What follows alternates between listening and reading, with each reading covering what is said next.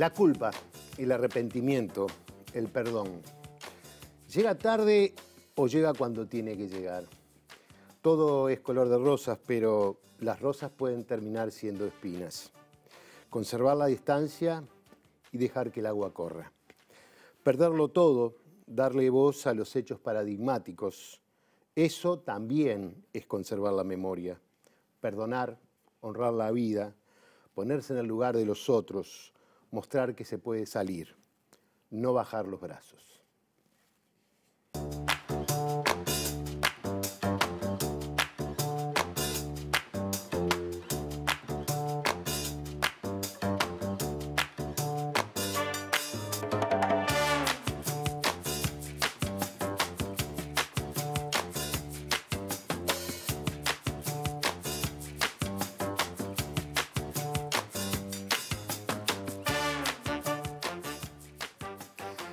Buenas noches, bienvenidos a esta nueva propuesta de Ideas Cruzadas, terminando el mes de la memoria y de los derechos humanos. Hoy estamos acompañados por Graciela Barrera. Graciela, gracias por acompañarnos. Muchísimas gracias a ustedes. No, por favor, y de Victoria Fernández, gracias por acompañarnos. Por favor, un placer, gracias por la invitación. Por favor, bueno, Graciela, con quien ya tuvimos la oportunidad de charlar alguna vez en La Letra Chica, creo que hace un par de años atrás, ha dedicado su vida, o en este momento de su vida, al trabajo con las personas privadas de libertad, a raíz de una situación muy dramática, como fue la muerte de tu hijo, el asesinato de tu hijo, en un comercio, y donde ahí tomaste como un camino de buscar, de alguna manera, el perdón. No sé si está bien dicho así. Yo creo que es el camino de, como tú decías un poquito cuando empezaba el programa, de honrar la vida de Ale. Está muy bien. Creo que es la mejor manera de honrarlo. Ese ha sido el camino que han tomado para honrar la vida de tu hijo. Sí, creo que sí, porque todo cuesta, ¿no? Al principio uno siente un montón de cosas, pero después se da cuenta que lo mejor que podemos hacer, nada lo devuelve, es poder trabajar para que otras personas no sufran lo que uno sufrió. Victoria Fernández, joven periodista, joven para mí, digo, viste que estás joven, está, no solo para mí, claro. Bien metida. Que bueno, que recientemente has recibido un premio, el premio Marcelo Helen a la prensa, al periodismo escrito, ¿no? Sí, a la prensa escrita. A la prensa escrita, por un trabajo muy interesante que está vinculado a las condenas, a un caso concreto, y a partir de allí el caso de la condena por 4 años por haber ingresado marihuana a una cárcel. ¿Es así? Sí, exacto. En realidad yo me enfoco un poco en un caso, pero también cuento que, bueno, que es una situación generalizada a partir del agravamiento del castigo, digamos, de las penas por específicamente ingresar droga a la cárcel, que bueno, que lleva algunas sanciones un poco duras, por lo menos en comparación con otros delitos. Bueno, muy bien, están presentadas. ¿Cómo están? Bien. Bien. Un placer estar acá y compartiendo lo que ella dice, ¿no? La verdad que comparto esa mirada. Creo que ha habido un agravamiento de las penas, sobre todo en lo que es las mujeres. En las mujeres con hijos hay que trabajar mucho con todo eso. Sí, vamos a hablar un poco más profundamente de todo eso, pero en tu trabajo también la preocupación está centrada en el tema de la mujer y de los niños. Sí, algo interesante, o por lo menos de este tema que se puso el foco, es que el ingresar droga a la cárcel es un delito generalmente cometido por mujeres. Claro.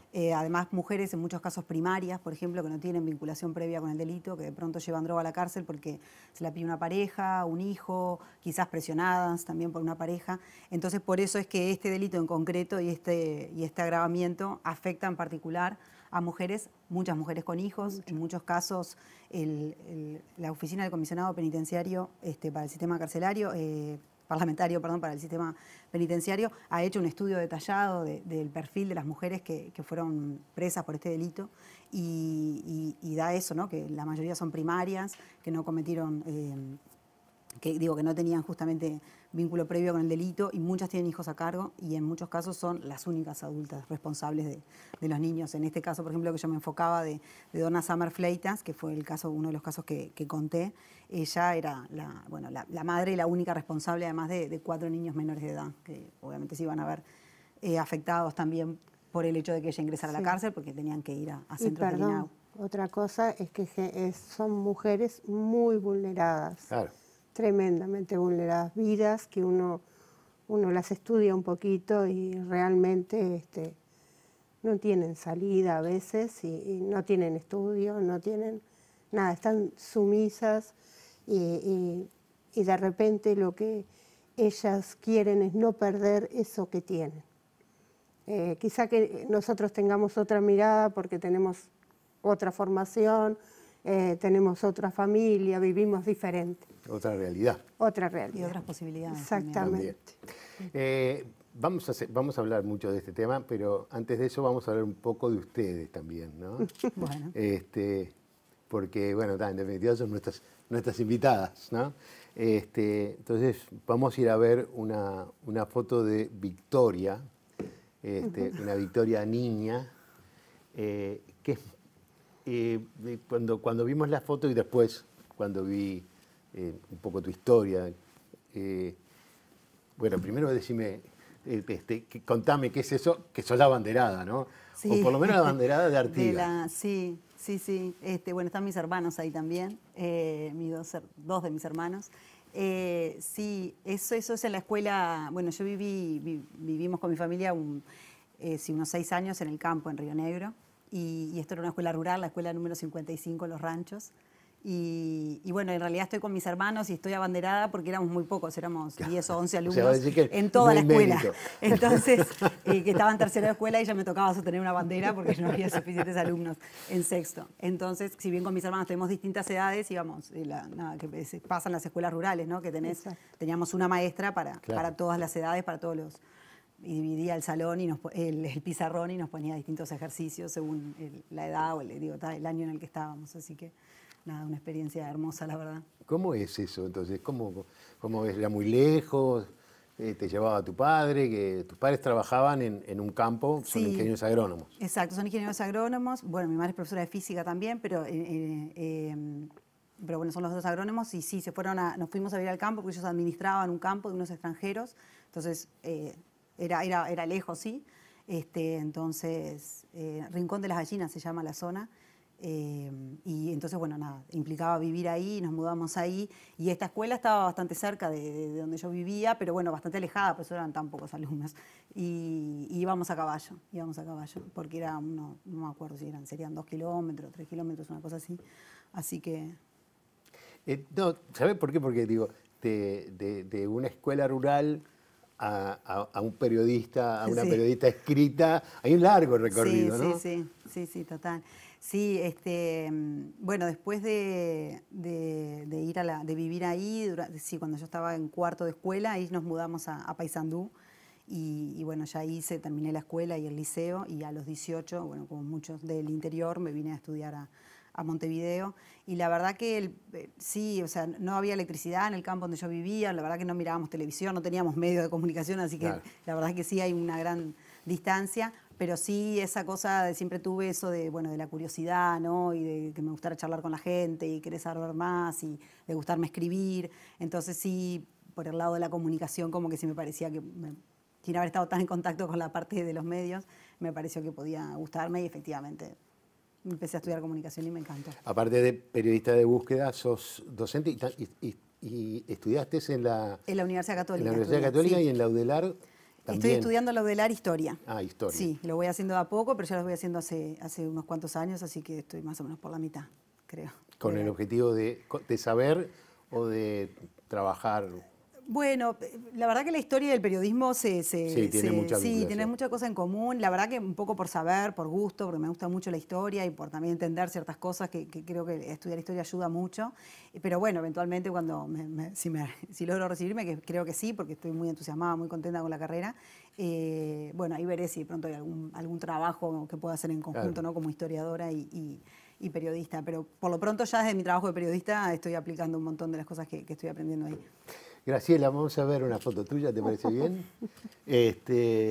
Bueno, Bueno, la foto de cumpleaños de mis 15. 15, sí, esa es mis 15. Momentos felices de la vida de uno. Una foto particular porque está la foto de frente, Está el pero espejo. refleja en el espejo.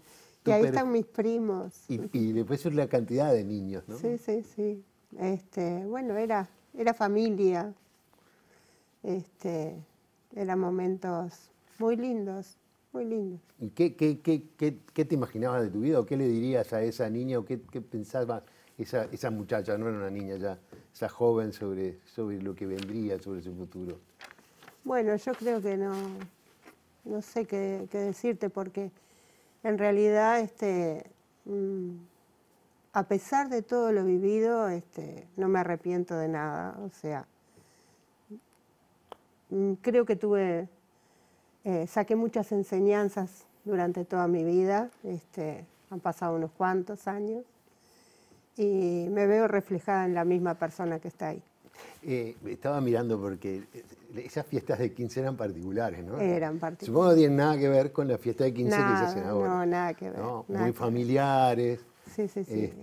Nada que ver, eran compañeros del liceo, los amigos, mi casa, se hacía en la casa, toda la familia, bueno, éramos un montón y está ahí, reinaba la felicidad. ¿Eso era en Barros Blancos o Barros Blancos No, después? eso era en Malvin, yo siempre viví en Malvin, o sea, la división Nuevo Malvin, entre Malvin y Buceo, en la calle Ambrosio Velasco, y hasta que me casé fue ahí. Bueno, Así muy que bien. está. Hemos quedado presentados, hemos hablado de los primeros temas. Les propongo hacer una pausa y nos metemos, bueno, a hablar un poco más del trabajo que hiciste, de las consecuencias, de lo que significa para las mujeres, en qué se está, de tu trabajo con los privados de libertad, con tus experiencias, que de alguna manera se van a juntar en un elemento que es el tema de los niños, las mujeres y los niños, que me parece que es un tema que nos queda pendiente en este mes de la memoria y de los derechos humanos. Ya seguimos.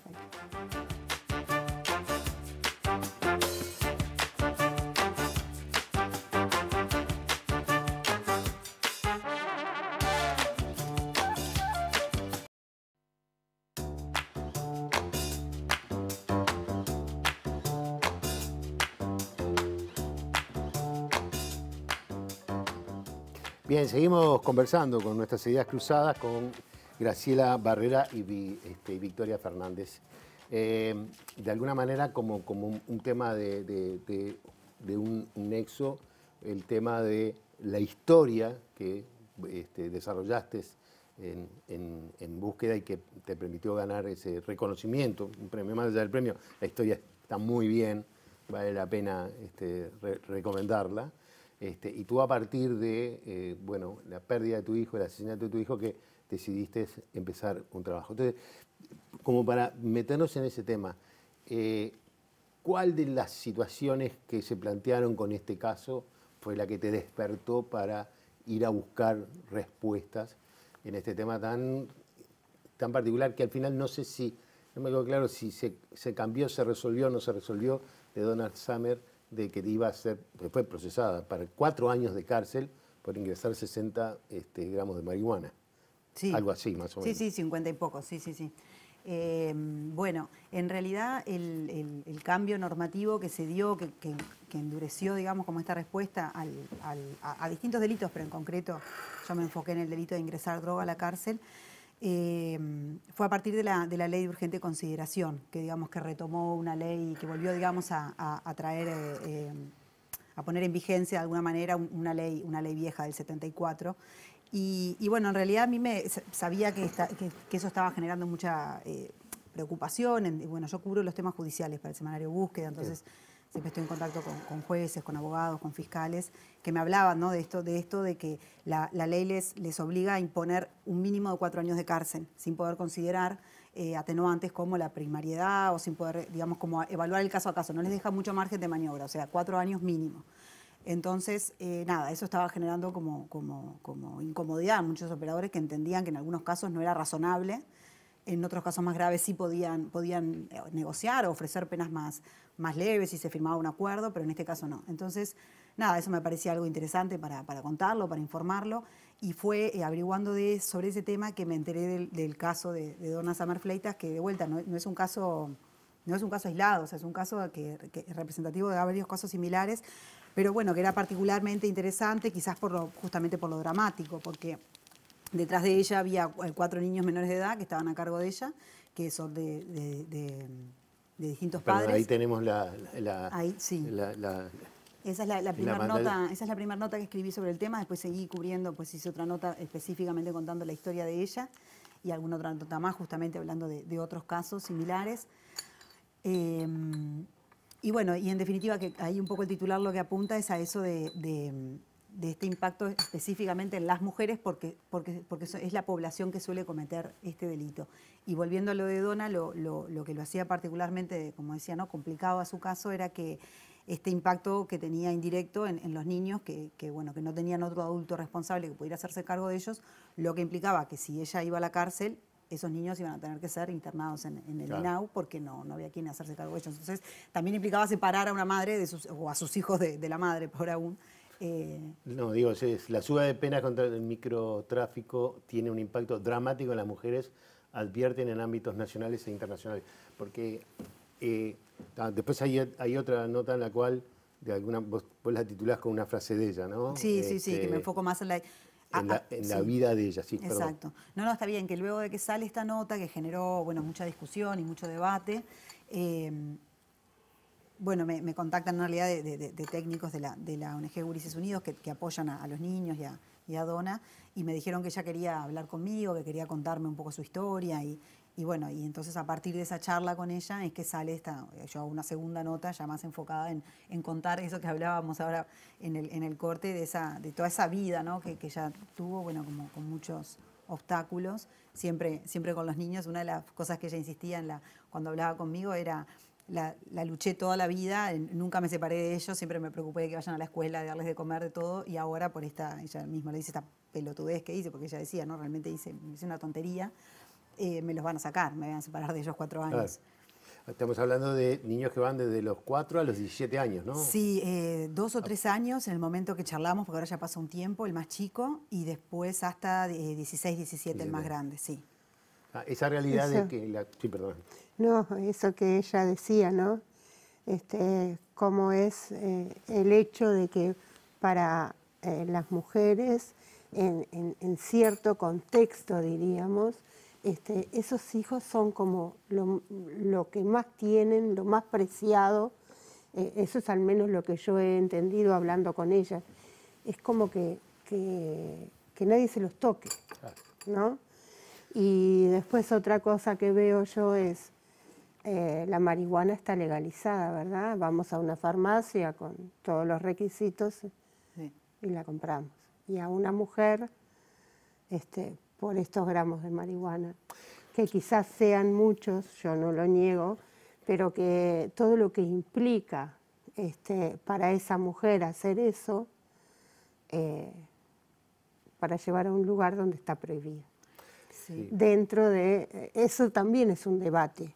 Es un debate que habría que dar. Sí, decir, incluso el presidente de la Junta Nacional de Drogas, Daniel Radio, lo ha planteado, sí, y los defensores con los y las, porque también muchas eran mujeres, que hablé para la nota, planteaban eso. Es difícil percibir que uno está haciendo algo tan grave cuando puede comprarlo en la farmacia. Cuando es algo que está legalizado. Exactamente. Entonces, si tú entras a alcohol, te lo sacan, ¿no? Una bebida alcohólica y quizás te sancionen con que no puedes ir un tiempo a la cárcel, por ejemplo. No vas a ir preso. Pero sin embargo, no puedes ir de visita. Exacto, claro. No, si tú querés ingresar, ¿no? Quiero decir alcohol, por ejemplo. Sin embargo, claro, la marihuana está legalizada, pero si tú intentas ingresar marihuana a la cárcel, vas 4 años preso. Entonces, claro, ellos, incluso algunas defensoras me decían, hemos planteado que se pongan carteles en la cárcel, en la sala de espera, que adviertan que ingresar marihuana es un delito grave, porque no son conscientes de la gravedad de lo que tiene por esa misma, no sé si llamarlo incoherencia, pero por lo menos... sí, claro, es ser como una un droga que desfasaje legalizamos, que hay de exacto. una cosa, ¿no? Sí, Exacto. bueno, tú lo decías, Radio en un momento dijo, si los dejamos entrar tabaco, ¿por qué no los dejamos entrar Exacto, marihuana? él mismo ¿no? lo ha planteado, justamente. Sí. Porque en realidad, digo, más allá de todo el debate o toda la discusión, estamos en un país que permitió el uso de la marihuana recreativa. Entonces, Exacto. digo, ¿por qué los presos no pueden acceder a ellos? O porque a veces de repente el no poder acceder a ellos se transforma en un negocio y en un tráfico dentro de la También. cárcel. Exactamente, Lo cual en vez eso de- mismo iba a decir, ¿no?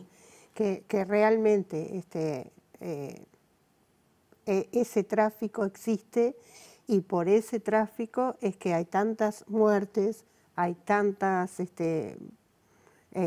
personas que están con puntazos y con esto y con lo otro, y cuántas familias hay amenazadas desde adentro para que lleven dinero para poder solventar la droga de las personas que están adentro, ¿no?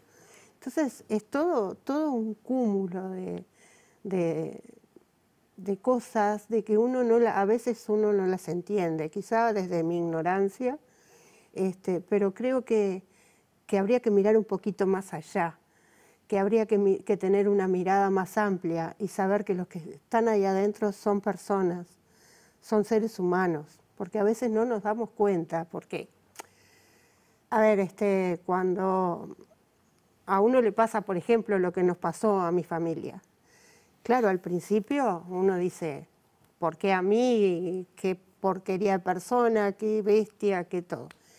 Después, si uno se pone a recapacitar y piensa realmente, uno se tiene que dar cuenta de que qué hicimos nosotros como sociedad para ayudar a esa persona para salir adelante. Esto es como cuando hablamos de rehabilitación. ¿Qué hacemos dentro de las cárceles? ¿De qué forma rehabilitamos en las condiciones que están? ¿De qué forma nosotros, si no trabajamos la violencia desde cuando nacen, desde cuando los niños están en la panza, si no trabajamos desde ahí, cómo queremos que después las cosas nos salgan? Yo siempre recuerdo, perdón si soy larga, pero No, por favor. yo siempre recuerdo que hay una canción de Pablo Estramín, que es por allá por el 2007, 2008, y siempre la escucho porque me gusta realmente. Y él dice que de repente en la noche pasa un botija corriendo con un monedero. Y la pregunta que hace al final es ¿por qué no le dimos dignidad, casa, educación, abrigo? Habría que escucharla, rememorarla y tenerla presente siempre porque muestra la realidad de lo que pasa. Ahí estamos entrando en un terreno de visiones muy diferentes con respecto a cuáles son los caminos para resolver el tema de la inseguridad y la delincuencia, si quieres, ¿no? Porque, es decir, está el camino del aumento de las penas. Esto que tú mencionabas, ¿no? El relato que hacías, es como contradictorio, no ya, o además de que si yo puedo comprar marihuana en un lugar y si estoy fumando marihuana no comito ningún delito, no importa dónde la compré. Porque en realidad la marihuana, el consumo de drogas no está penado personalmente. Exacto. Y en algún lado la compré, o sea que, ¿no? Sí. Pero bueno, está. Si no, en este caso, pero sí a las diferencias de repente, yo no sé si era en tu nota o en donde creo que lo leí, de que un individuo que está acusado de tráfico de drogas llega a un acuerdo y lo procesan por 2 años y medio, y una mujer que tiene 4 hijos que vive en una dependencia ya, porque creo que ella vivía. Sí, ya estaba bajo, digamos, el apoyo del Ministerio de Desarrollo Social. Ministerio de Desarrollo Social, la condenan a 4 Sí, años. sí, eso era una de las cosas que más cuestionaban las personas con las que yo consulté para la nota, ¿no? Yo pongo ese ejemplo justamente en la nota porque los mismos fiscales me lo mencionaron. El Petito Suárez, por ejemplo, que es una persona que tiene varios Claro. antecedentes por narcotráfico, él hizo un acuerdo, por uno de los últimos delitos por lo que lo condenaron, y le dieron una pena de 2 años de cárcel. Y en el caso, por ejemplo, de Donna Summer Fleites, una persona sin antecedentes, que estaba intentando ingresar 56 gramos de marihuana a la cárcel, la ley no les permite darle ninguna pena menor a 4 años. Entonces, eso era lo que ellos cuestionaban. O sea, la dosimetría penal, en este caso, no es armoniosa, no tiene coherencia, digamos. ¿Por qué castigamos con 2 años a un narcotraficante que vende, ¿no? Además, que hace que su medio de vida, digamos, es la venta de drogas, y lo castigamos con 2 años y con tanta dureza a una mujer que no vive de eso y que cometió esa acción concreta, ¿no? Y perdón, no, porque capaz, porque no terminé de responder lo que hoy me habías preguntado de qué había pasado, porque bueno, después de que salieron los artículos se debatió mucho justamente sobre lo injusto que podía llegar a resultar esta norma en concreto. Y se habló incluso de legisladores del oficialismo, hablaron de que había que revisarlo, de que había que hacerle ajustes, de que estaba generando situaciones injustas. Por el momento no se modificó. También estaba en el medio el debate por el referéndum de la LUC, claro. Entonces también eso incidió en la discusión. Pero bueno, pero sí hay legisladores que han planteado y han insistido en que lo van a revisar, o sea que también puede ser que pase. En el caso de Donna Summer en concreto, ella fue condenada. Un tribunal de apelaciones confirmó la condena, pero finalmente cuando ella tenía que ingresar a la cárcel, una jueza, y bueno, hubo ahí el MIDES, el INAU, distintos organismos, la Oficina del Comisionado Penitenciario también, se presentaron a la justicia a solicitar que le permitieran cumplir la pena en prisión domiciliaria para poder estar con los hijos. O sea, se enfocaron mucho en evitar el daño, el perjuicio en los niños. Y finalmente la jueza de ejecución, digamos, accedió y le permitió cumplir la pena. Ella está ahora cumpliendo la pena en prisión domiciliaria en una casa del MIDES. O sea, la jueza, en este caso, la jueza de ejecución, o sea, es quien recibe la información para dar la pena. ¿Está bien? No, o sea, una vez que tú tenés condena, digamos, tu caso pasa a un juzgado de ejecución que lo que se encarga, digamos, es de controlar el cumplimiento de la pena. Claro. O sea, cuando ya el caso ya está cerrado, digamos, los juzgados de ejecución monitorean eso. Entonces, si tú, por ejemplo, pedís una prisión domiciliaria o una libertad provisional, ya se tramita en ese juzgado. Frente a esas juezas que pidieron, la condena ya estaba firme, no había modo, digamos, de modificarla. Pero lo que sí le plantearon, esto es aparte de algo un poco inusual, porque se presentaron como varias dependencias del Estado también a garantizar que le iban a dar un lugar donde vivir, que le iban a dar seguimiento, que iban a garantizar que ella pudiera estar con los niños en el mismo lugar. Y esto lo plantearon frente a la jueza de ejecución, que fue la que digamos, decidió acceder a ese pedido. Y si bien ella va a cumplir la pena de los 4 años, no lo va a hacer en la cárcel, separada de los hijos, sino que lo va a hacer en una casa del MIDES junto a los niños. Esto fue lo que presentaron el comisionado con Gurises Unidos, el Amicus Curiae. Ellos lo presentaron, eso lo habían presentado antes, incluso lo presentaron durante el juicio, pidiéndole, en el Amicus lo que plantean específicamente era, y acá esto que estamos también, que vos planteabas del tema de los niños, ¿no? Lo que planteaban es las normas internacionales, los tratados internacionales de derechos humanos, dicen que siempre se tiene que priorizar el interés superior del niño, ¿no? ¿Sí? Claro. O sea, poner el foco en el niño, proteger a los niños. En este caso, poner en la cárcel a Donna no implicaba un castigo a ella solamente, sino sacarle la madre a 4 niños. Entonces, ellos en el Amicus plantean eso, o sea, pidiéndole al juez que se enfocara en proteger a los niños. Ahí el juez lo que planteó es que estaba de acuerdo, pero que la ley era clara y no tenía, digamos, margen de maniobra y tenía que imponer los 4 años. Claro. Lo mismo entendió el Tribunal de Apelaciones. El juez, de todas maneras, ese juez inicial sí dijo, esto se puede ver en ejecución. Claro. O sea, yo tengo que imponer esta pena, porque es la que dice la ley. Ahora, luego en la etapa de ejecución se puede plantear cómo cumplir esta pena. Y eso fue lo que pasó, y en la etapa de ejecución es que se encontró este mecanismo para hacer un poco más leve, digamos, la situación para los niños. Yo, hablando un poco de la reflexión que tú hacías después de todo el tema del tráfico dentro de la cárcel, un poco esta ley, por lo que leí, yo no sé nada de esto, apuntaba también a que, de alguna manera, limitar el ingreso de drogas dentro de las calles para tratar de cortar la adicción y el narcotráfico. Sí. Vos tenés una idea que es la justicia terapéutica. Justicia terapéutica. O sea, Bueno, la justicia es otra cosa. Es otra cosa. La justicia terapéutica es cuando la persona comete un delito leve, por supuesto, ¿no? Que es por las drogas o para comprar droga, o sea, que esté relacionado con todo lo que es la adicción. Entonces allí la persona dice sí,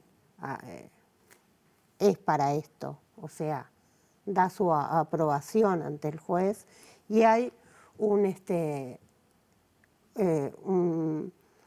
se hace un tribunal, viene a ser multidisciplinario, en donde interviene, por supuesto, la fiscalía, el juez, hay un psicólogo, el abogado de la persona. Se hace todo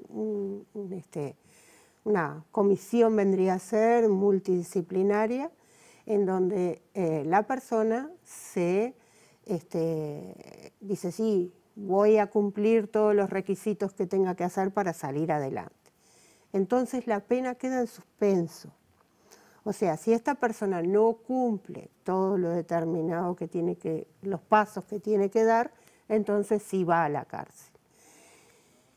Yo supongo, pienso, ¿no? En otros países está funcionando bien, hay lugares en la Argentina que se está haciendo, hay planes pilotos, también está en Texas, que se ha hecho también con los tribunales de drogas.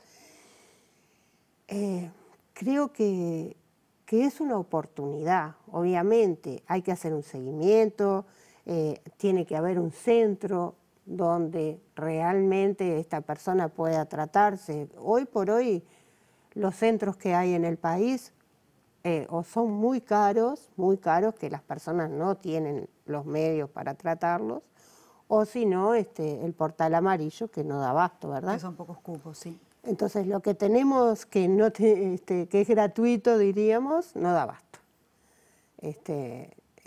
Inclusive hay gente que ha querido ir y no tiene solución. En el Vilar de Bo es una cuestión de paso, porque es un tratamiento muy de paso. Y después lo demás, hay lugares que salen carísimos, y para los padres desesperados para poder tratar el problema que tienen, es imposible. Entonces, esto para nosotros, estudiándolo, se está trabajando en esto, se está trabajando en proyectos, sería algo para estudiar y que fuera viable, ¿no? Con todas las contras que tiene, porque hay un montón de gente que está en contra de esto. No, está bien. Te voy a proponer hacer una pausa, vamos a seguir, porque hay un par de cosas que me parece que está bueno engancharlas. Una de ellas es qué capacidad tiene el Estado para controlar. Y como el Estado, si no tiene capacidad de controlar, le resulta mucho más fácil tener a la gente adentro de una cárcel, ¿no? Porque eso que tú planteas implica una cantidad de cosas para resolver, entre otras el control. Y la otra es desde el punto de vista del valor periodístico de un trabajo como el tuyo, cómo provocó, desencadenó una cantidad de cosas que terminaron resolviendo una situación. O por lo menos, no sé si resolviéndola, porque bueno, la ley no lo permite, pero sí, no me sale la palabra. Mitigándola. Sí. Muy bien, muchísimas gracias. Así que en un instante seguimos.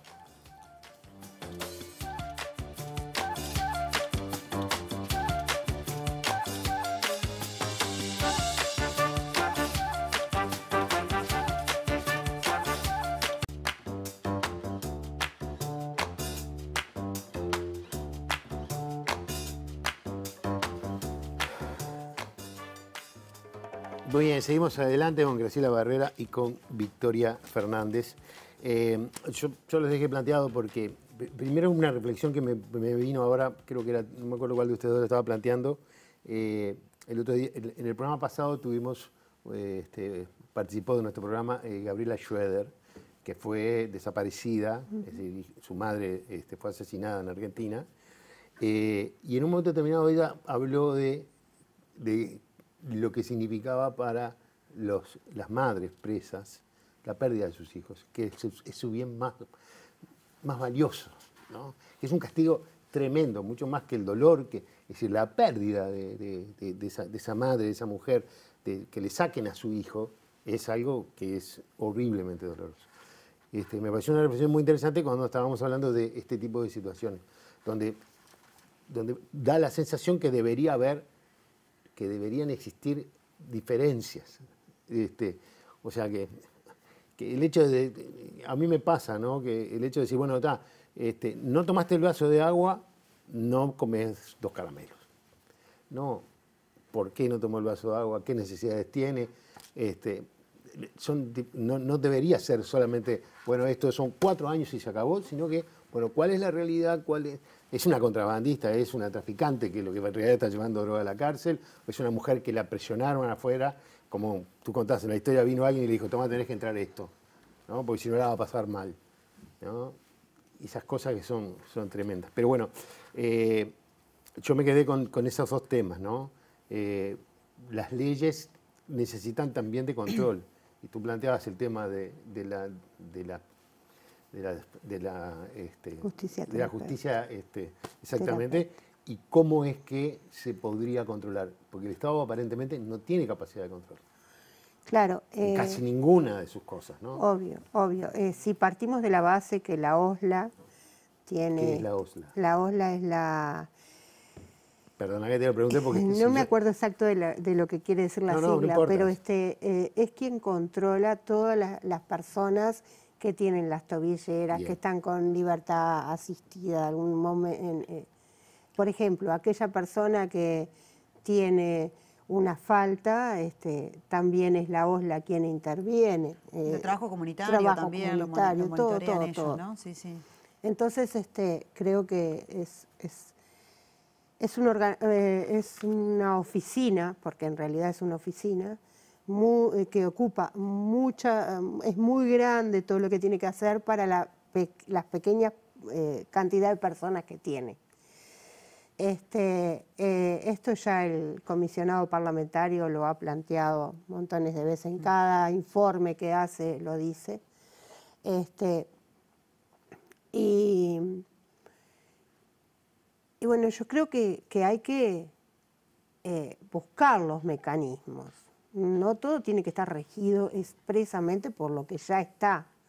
Creo que hay que tener inventivas, hay que buscar los mecanismos, hay que, por ejemplo, esto que yo digo del equipo multidisciplinario, es un equipo multidisciplinario que se compromete a trabajar con la persona, ¿no? Esto, en el plan piloto, este equipo multidisciplinario tiene que trabajar con la persona.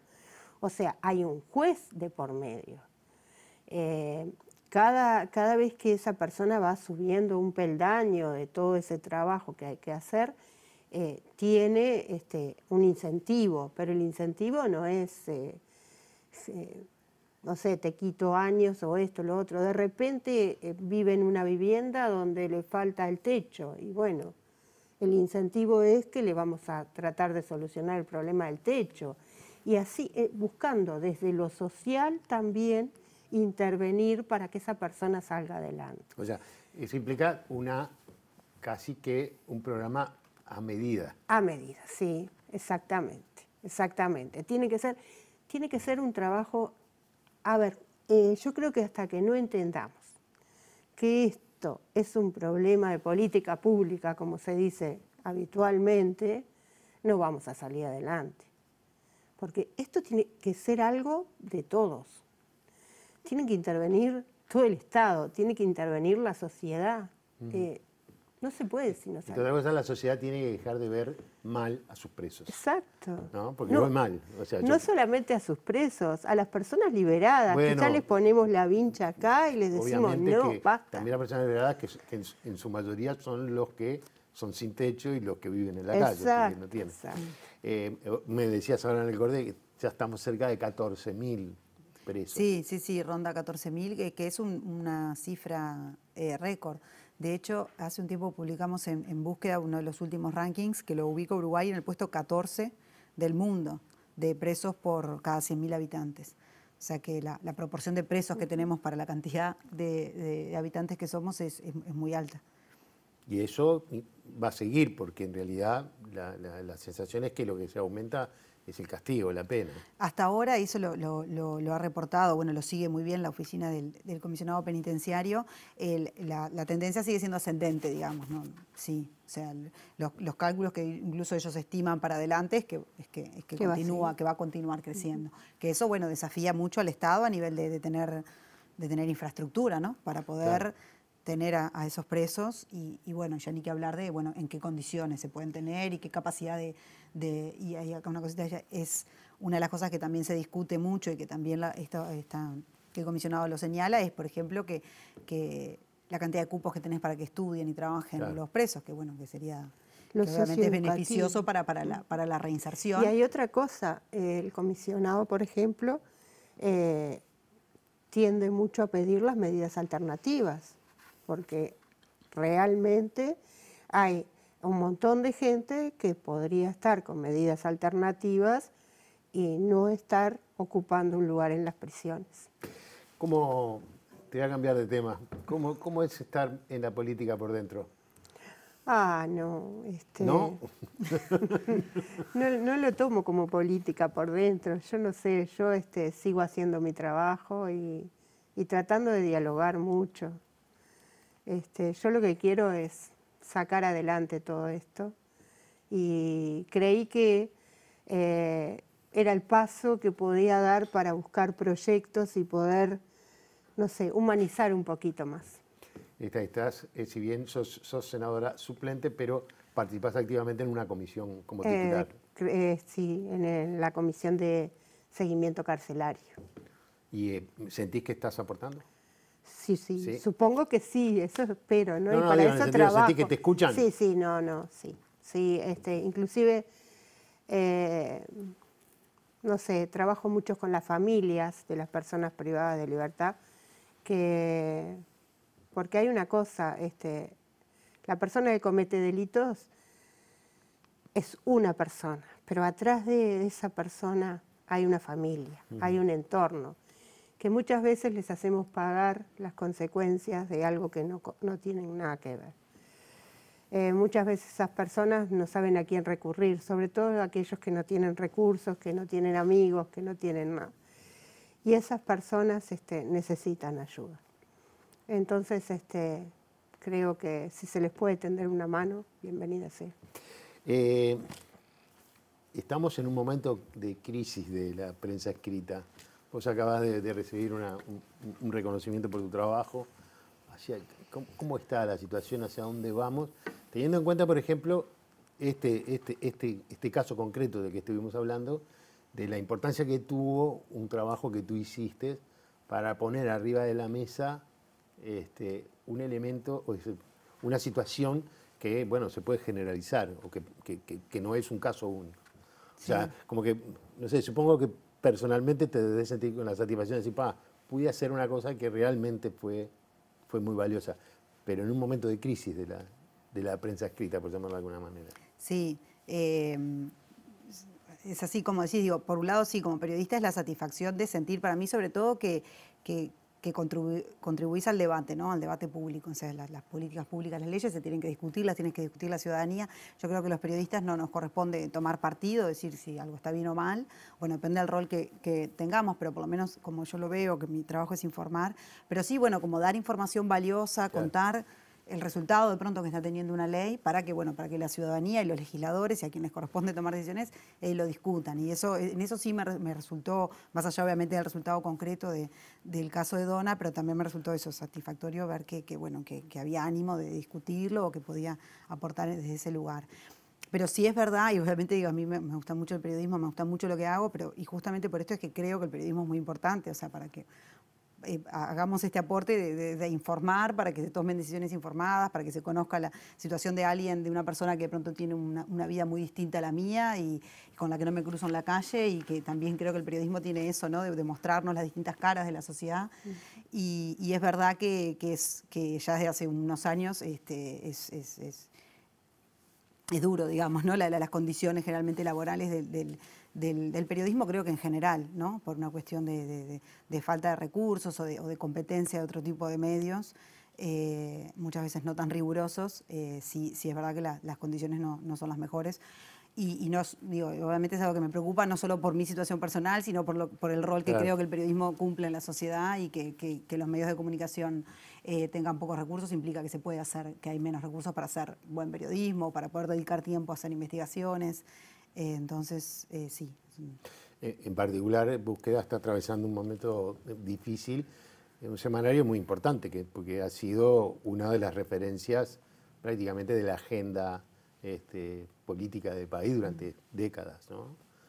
Sí. O sea, vos sentís que, bueno, que como que se empiezan a apagar todas las luces que de repente permitían eso que vos decís, bueno, digo, el debate, es decir, el discutir sobre qué tema, de poner arriba de la mesa temas que de repente están escondidos o que hay muchos intereses para que no salgan. Y eso lo hace, los periodistas tendrían que tener esa función. Y Sí, exacto. la falta de recursos lleva a que eso se vaya perdiendo. Después quedamos en manos de lo que escriban en las redes. Exacto, sí. Ojalá, digo, obviamente, a mí me gusta mucho trabajar en Búsqueda, me gusta mucho el trabajo que hacemos en Búsqueda, creo que es un semanario que logra mantener la independencia y poner distintos temas sobre la mesa, en la agenda. Y sí, nosotros hemos sacado a los trabajadores comunicados denunciando una situación compleja de la empresa a nivel económico y bueno, ojalá que se solucione, porque creo que sí, que tanto Búsqueda como otros medios que cumplimos un rol importante para la salud de una sociedad, ¿no? La salud de la democracia, de la calidad del debate público, ¿no? Obviamente del seguimiento también, de los que toman decisiones del gobierno. Creo que el periodismo tiene un rol importante y bueno, sí, ojalá que pueda seguir adelante. Sí, uno percibe la pérdida de peso de los medios escritos, son muchos menos, obviamente, y además la calidad ha bajado muchísimo en varios de ellos. Algunos han dejado el papel, como fue el caso del Observador, sí, ¿no? que dejó el papel. De hecho, hoy quedan, creo que, si no me equivoco, 3 diarios y 3 semanarios o 4. ¿No? Sí. Digo, Búsqueda, Brecha, La Mañana, no sé si está saliendo como semanario. Sí, La Mañana está haciendo como semanario. Puede haber alguno más. Y después diarios son El País, La Diaria y La República, impresos, ¿no? Y claro, decís,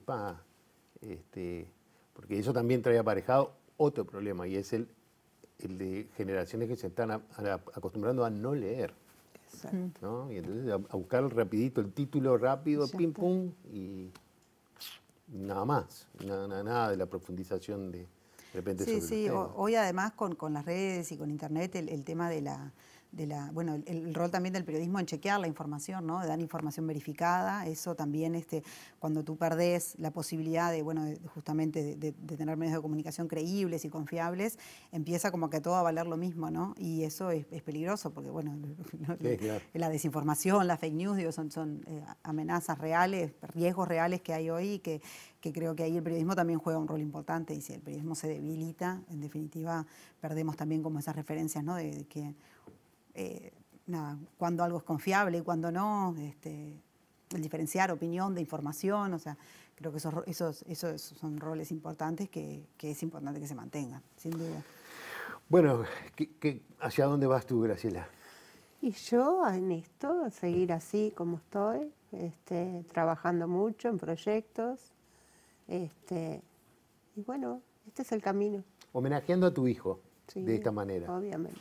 Homenajeando a tu hijo de esta Y manera. creo que tratando de que la sociedad entera, que las personas entiendan de que hay que cambiar un poquito y hay que ver otra forma de vivir. ¿La gente te entiende? Yo qué sé, hay personas que me dicen que sí, supongo, no sé, yo no uso las redes, así que si me dicen cosas malas no las sé. No bien. importa, y si yo estoy bien conmigo misma, creo que eso es importante. Está muy bien. Y aparte de eso, creo que yo vivía hasta lo de Alejandro un mundo que creía que era completamente distinto.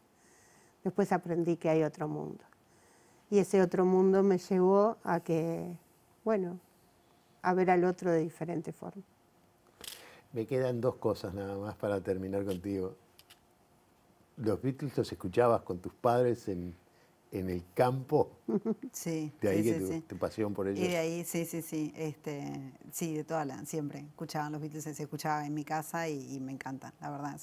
Esa música que no me aburre, ¿no? Que la puedes escuchar en loop y sí. Me quedo muy contento con eso. Lástima que no te gusta el fútbol. No. Eso no te lo vamos a perdonar. No, nada de fútbol porque voy a quedar totalmente en offside. Yo les agradezco muchísimo que me hayan acompañado esta noche. Espero que hayan pasado bien. Me parece que hablamos bastante de los temas que nos interesaban. Así Precioso. Que, bueno, muchas gracias. La verdad que un gusto. Muchas gracias, la verdad que fue un gusto. Bueno, muy bien. Nosotros volvemos el próximo domingo con otro programa para cruzar nuestras ideas. Gracias.